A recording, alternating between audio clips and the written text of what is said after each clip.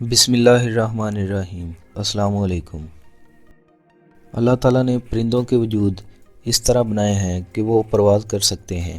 ان کی ہڈیاں اندر سے کھوکھلی ہوتی ہیں تاکہ ان کا وزن کم سے کم رہے۔ ان کے جسم بہت ہلکے یعنی کم وزن کے ہوتے ہیں۔ وہ کم ترین طاقت کے استعمال سے فضا میں ابھرتے، تیرتے اور پرواز کر سکتے ہیں۔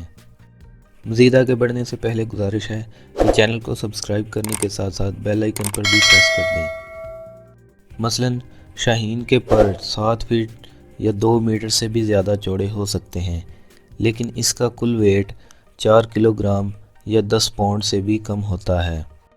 قدرت نے پرندوں کو ان کے پھیپھڑوں سے ہوا کی تھیلیوں سے بھی نوازا ہے، جن میں موجود ہوا انہیں مسلسل پرواز کے دوران ضرورت کے مطابق زیادہ سے زیادہ آکسیجن فراہم کرتی رہتی ہے۔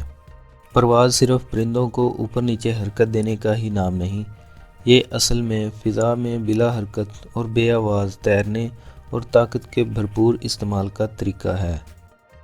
دوران پرواز پرندے کے پر بڑے پیچیدہ انداز میں ہوا کو نیچے اور پیچھے دھکیلتے ہوئے حرکت کرتے ہیں۔ پرندہ اپنے پروں کو ایک خاص انداز اور اینگل پر موڑتے ہوئے ہوا کو اس طرح سے دھکیلتا ہے کہ وہ اسے آگے، دائیں بائیں اور اوپر نیچے بڑھنے میں مددگار ثابت ہوتے ہیں۔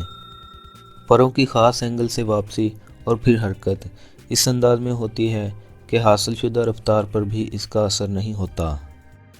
پرندے کے پر جو پرواز کے دوران ہوا کی مزاحمت کو کم سے کم رکھتے ہیں، بذات خود کمال کی چیز تو ہیں، لیکن ان کی مضبوطی اور لچک بھی بے مثال اور حیرت انگیز ہوتی ہے۔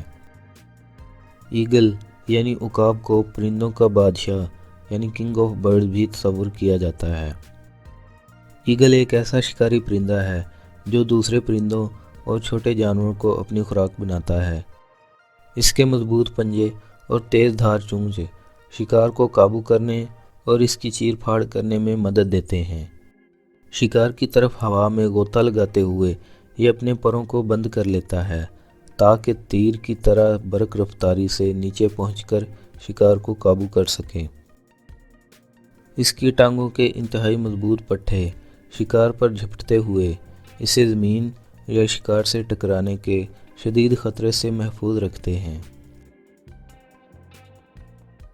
یہ تھی پرندوں کے بارے میں ایک چھوٹی سی ویڈیو۔ آئی ہوپ کہ آپ کو یہ ویڈیو ضرور پسند آئی ہوگی۔ ملتے ہیں کسی نیکسٹ ویڈیو میں، تب تک کے لیے اپنا بہت سا خیال رکھیے گا۔ اللہ حافظ۔